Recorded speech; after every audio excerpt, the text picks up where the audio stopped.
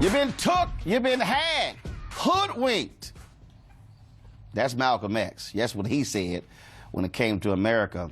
That's what HBCU leaders can say about President Donald Trump, who promised them he would increase financial support of historically black colleges and universities in his new budget. Yet, when the budget came out, Lord, where was the money? Trump courted the leaders and then brought them to the White House last month, where he signed an executive order promising to do more than any other president has ever done for historically black colleges and universities. But when it's time to write a check, well, that check bounced. Trump's 2018 budget says it will, quote, maintain, end quote, the $492 million that was already appropriated to the HBCU community and other institutions. But according to the Washington Post, the schools were actually receiving $577 million in federal money.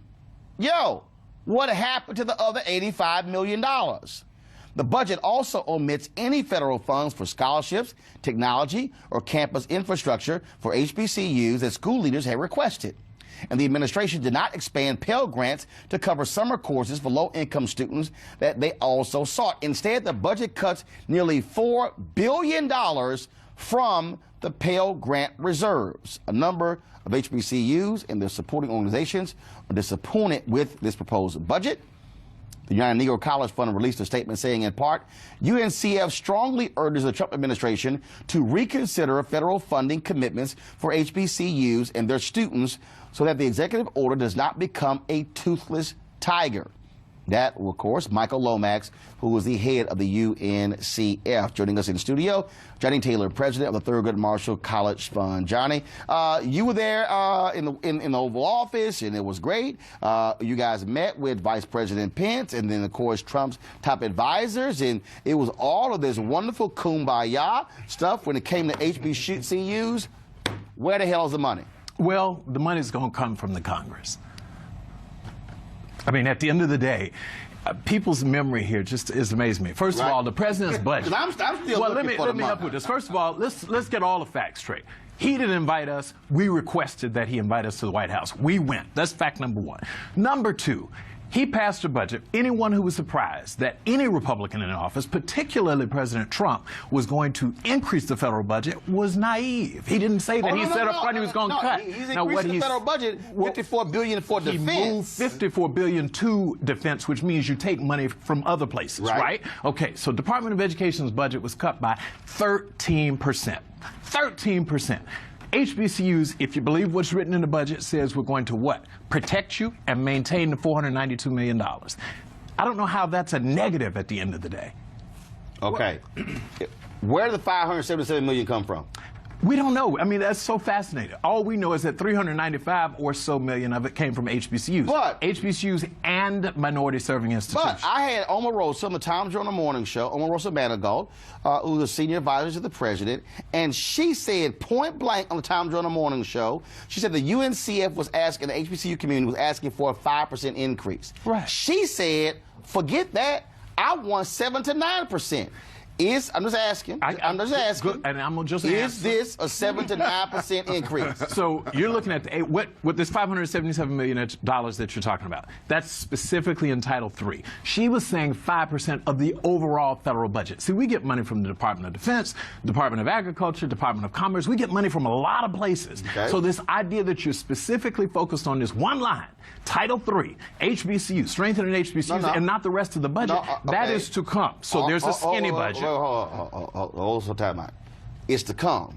Yeah, that's the process. You know, there's this first budget. So you actually believe that they are going to increase funds to HBCUs 7 to 9%? I don't know what they are going to do. Omarosa told you that. But I can tell you what we requested. I do believe that there will be an increase. What did y'all request? When we met with the president. Yes. So what we understand first is the president doesn't have a budget, right? The president will make a budget request to Congress. He does have a budget. He presents the budget. He makes a request that then goes to where? The Appropriations and the Authorization at the United States Congress. Right. We met with the president on Monday. We met with Congress on Tuesday. So the first part of this is he asked the president to, at a minimum, do not cut HBCUs. Okay. Which he didn't, according to this, right? And then the next stage is go over and meet with our friends on Congress, on Capitol Hill, the Republican-led Congress, and say, now, we need money in all of these various funding pots to ensure that HBCUs have the funding to do the work they want to do. What increase did you ask for? We ultimately, and I said a process, we ultimately asked for $25 billion in infrastructure support and other things, scholarships and funding for our schools, technology, et cetera. Okay.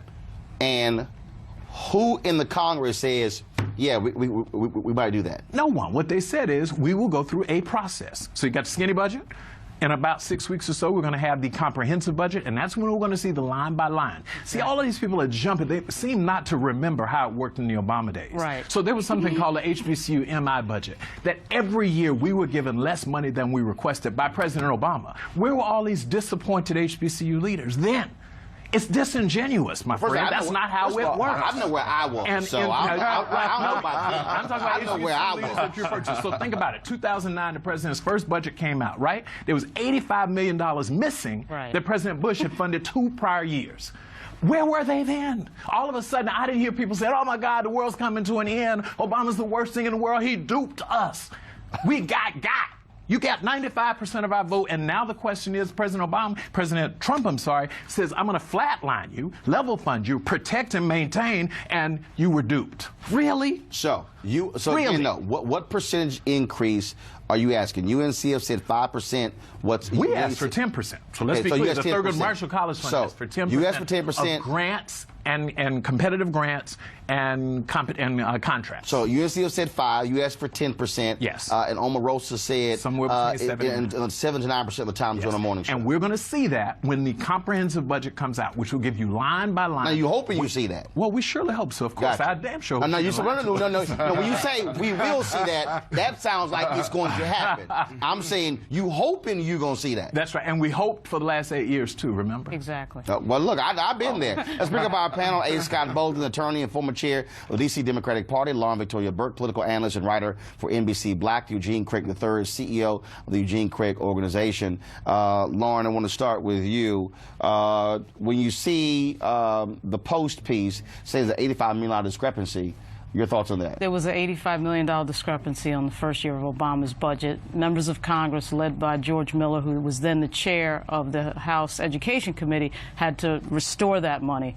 And of course, as we all know, the Obama administration went on to cost HBCUs millions of dollars after Parent Plus, and cut some Pell and pursue policies that hurt HBCUs. So I think we need to pump the brakes a little bit. Under 100 days into the Trump administration, we don't really know what Congress is going to do. The president does not appropriate the money. Congress appropriates the money. So we don't know the full picture of what the line item is going to be until we see the entire budget. Here's why I'm not pumping the brakes. Here's why I will not pump the brakes. Because when we pumped the brakes for the last 8 years, and then it was kind of like, oh, after the fact, now we say something. No, I would rather say something. I would rather say something on the front end. So was cut, when that $85 million didn't show up in 2009, it was barely reported because a lot of black press wanted to be hold one second. Stop 1 second. When you say barely reported, I don't know what measure you're using. But no, 1 second. That is not true. No, that is not true. Lauren, for a fact. Lauren, Lauren, you're going to get fact checked too. Tom Joyner himself wrote a... Lauren, listen. Tom Joyner himself, specifically discussing on his show, wrote a letter to the president. Tommy Dortch and others from Atlanta traveled to the nation's capital. About the $85 million cut at the beginning. I'm trying to tell you this. First of all, Tom Joyner has the largest show in urban America. Now, I don't care about the Washington Post, but I know where Tom Joyner was in challenging the president. No, but I'm trying to tell you. So don't say black folks were out there when Tom Joyner was there, Eugene. Lauren, you're wrong on that one. Eugene, go ahead. You're wrong on that one, Lauren. Eugene, go ahead. The thing is this, the president, while Congress appropriates the money and doles out the cash as a part of the purse, the president sets the tone with his agenda and with his budget. And, if we're going to hold Donald Trump true to his word. He's on the campaign trail that he's going to look out for HBCUs, and he brought the HBCU presidents in, and Omarosa has given us a pledge of 7 to 9%. I mean, she gave us a pledge of 20 to 25% African American job enforcement within the administration. We'll see how this works out, but the president, the Trump administration needs to take our issue seriously, and I think it starts with HBCU funding. I mean, this is something. Look, you're going to increase. I'm a fiscal conservative, so I think a $4 trillion budget is out of hand anyway. But if you're going to increase defense funding by $54 billion, if you're going to dole out $3 billion for a wall that we don't need, you know, you could take half of that $3 billion and really do some serious work on HBCUs. That are real economic development for the African American community down the line. Or also even keep Meals on Wheels. Go ahead. Millions. Are we really comparing Donald Trump to what Obama did or Barack Obama did in regard to historical black colleges? The bottom line is this, Roland, and that's sad, actually. That's a sad comparative. But here's the thing. Fair one, though. Historical black colleges have been historically at the state level.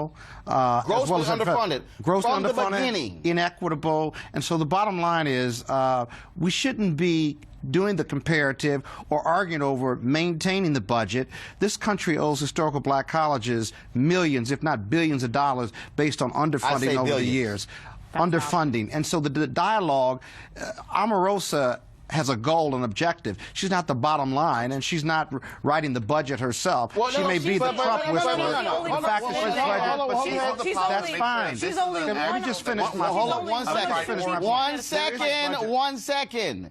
Omarosa is the individual who I've talked to personally who is the biggest champion in the White House. Hold up on this issue. And what I'm saying is you have somebody at the table who's saying, look, this is also what I'm advocating for. That's right. But the point I'm making is I am not going to be quiet on this. Here's the deal. This show started November 2013. We were not here as a daily show in 2009. We were dealing with this on Washington Watch in 2009. And what I'm saying is to any folks, black folks out there, I'm not waiting to after the fact. My deal is should be pushing now and not wait. The only reason you're doing we this, agree. the only reason this is an issue is because unlike Barack Obama, Donald Trump brought the presidents in, whether they wanted to be brought in or not, said he was going to do the best, be the best president for them in the history of this country. These presidents went up there, and again, his relationship with the truth and hypocrisy is quite a challenge, and yet somehow we believed him. So you cut 13% of the Department of Education's budget and maintain HBCU funding, But and that's that's him off the hypocritical? hook. That's not letting off the hook. Don't become an apologist for fact. I'm not number. apologizing. Don't What I'm become saying that. is He you made jump it in right now. and He pushed never forward. said he was going to increase. And by the way, We requested an increase. He never said he was going to increase. Hold up. One, you cannot all talk. Johnny, 20 seconds, then Lauren. This is a process. It is a process that starts with the first budget. A couple of weeks from now, we'll have several weeks. We'll have the comprehensive budget, and then we will go through the sausage making in Congress. Lauren. I don't remember a specific statement in there from the president on money, unfortunately. And of course, Elijah Cummings told me that there was no specific ask from HBCUs at either of those meetings, and that's problematic. No, that's not true. Okay. That's not true. Well, Elijah Cummings wasn't there, so let me tell you, there was an ask. $25 billion. Stop.